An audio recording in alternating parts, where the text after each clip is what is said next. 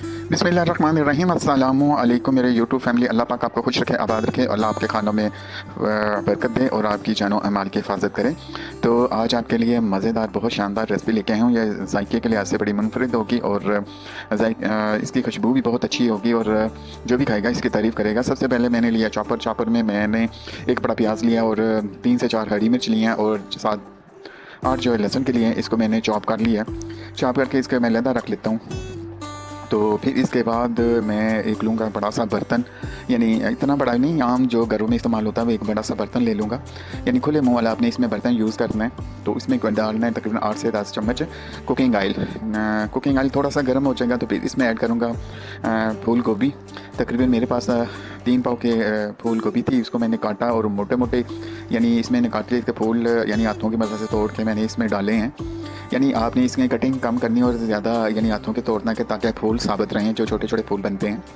तो आप इसको यानी मिक्स करें थोड़ा सा, यानी फिर इसको ढाँप दें थोड़ा सा ताकि इसकी जो अपनी महक होती है वो इस स्टीम से ख़त्म हो जाए। 2 से 2.5 मिनट के बाद आप इसका ढक्कन उठाइए, फिर इसमें आलू डाल दें। तकरीबन 2 बड़े आलू लेने हैं, उसको क्यूब की शक्ल में डालने हैं आपने, वो इसमें डाल दें और डालने के बाद इसको दोबारा मिक्स करें और फिर इसको ढाँप दें ताकि आलू और गोभी जो सी है इसके स्टीम में थोड़ी सी पक जाए।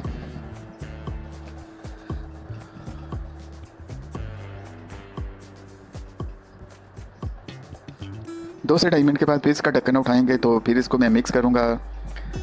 हल्के हाथों से आपने इसको मिक्स करना है ताकि हमारी गोभी टूटे ना, क्योंकि इस गोभी का जायका इतना मज़ेदार होगा कि बच्चे और बड़े इसको चम्मच बल्कि हाथों की मदद से खाना की कोशिश करेंगे और इतनी मज़ेदार होगी कि हर दूसरे दिन इसकी फरमाइश होगी। चिकन, मटन, फ़िश वगैरह तो सारे को बना लेते हैं अच्छी, लेकिन कोई सब्ज़ी अच्छी सी बनाए तो फिर मज़ा आता है।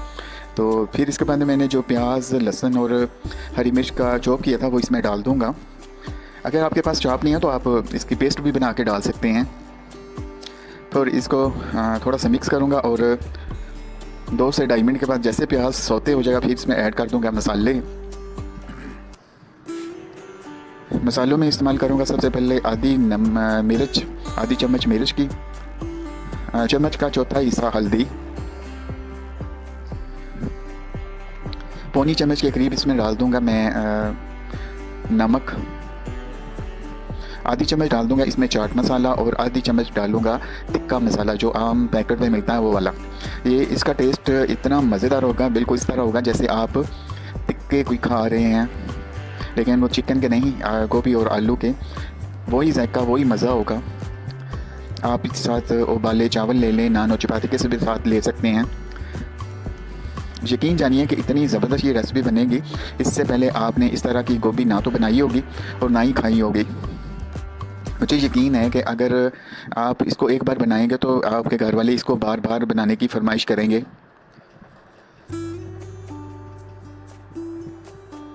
अगर आपके घर को मेहमान आया है वो चिकन वगैरह नहीं खाता तो सब्ज़ी खाता है, तो आप इस रेसिपी को ज़रूर ट्राई कीजिएगा। वीडियो अच्छी लग रही है तो जल्दी से मेरे चैनल को सब्सक्राइब करें, लाइक करें और शेयर कर दें ताकि अच्छी ये वीडियो और भी देख सकें और भी खा सकें। फिर मसाले मिक्स करने के बाद इसको हल्के हाथों से मिक्स करना है। मिक्स करने के बाद आपने इसको ढाँप देना है तकरीबन 5 मिनट के बाद। 5 मिनट के बाद आपने इसका ढक्कन उठाना है ताकि मसाले अपना पानी छोड़ चुके होंगे, आलू और गोभी हमारी अच्छी तरह गल चुकी है। अब इसके बाद आपने इसमें 2 चीज़ें और ऐड करनी हैं, लेकिन जब भी आप इसमें चम्मच चलाइएगा तो हल्के हाथों से ताकि गोभी टूटे ना। फिर बारी आती है, इसमें हम डाल देंगे, एक मैंने टमाटर लिया है, इसकी मैंने अच्छी सी पेस्ट बना ली है पानी डालकर थोड़ा सा, तो वो इसमें डाल दूंगा।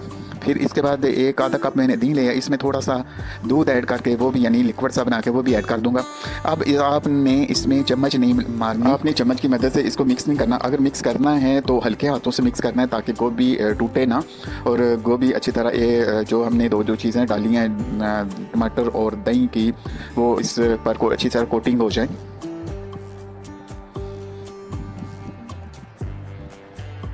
मिक्स करने के बाद इसको आप ढाँप दीजिएगा और नीचे से चूल्हा दरमियाना तेज़ कर दीजिएगा ताकि इसका जो दही और टमाटर का पानी है वो ड्राई हो जाए। 2 से 2.5 मिनट के बाद फ्राई पैन उठाइए, डेगची उठाइए, यहाँ कढ़ाई में जो बना रहे हैं उसको उठा के इस साबुत हिला दें। अब इसमें चम्मच आपने नहीं चम्मच की मदद से इसको नहीं मिक्स करना, बार बार इसको इस तरह उठाना है और इस तरह मिक्स कर देना है यहाँ तक कि इसका ऑयल ऊपर आ जाए। जब तक ऑयल ऊपर आता है तो जल्दी से मेरे चैनल को सब्सक्राइब करें, लाइक करें, शेयर कर दें। माशाल्लाह इसका ऑयल ऊपर आ चुका है, यानी बुझ चुकी है ये रेसिपी। तो अब हम आपके निकाल कर आपके सामने पेश करता हूँ। आप उबले चावल, ज़ीरा चावल या नान और चपाती के साथ इसको ज़रूर ट्राई कीजिएगा और मुझे ज़रूर बताइएगा कि कैसी लगी ये रेसिपी आपको और आपके घर वालों को। मुझे रखिएगा अपनी दुआओं में याद और बना के इस रेसिपी को ज़रूर इंजॉय कीजिएगा। मुझे दीजिए अपनी दुआओं में रखिए, मुझे दीजिए इजाज़त और रखिएगा मुझे अपनी दुआओं में याद। अल्लाह हाफिज़।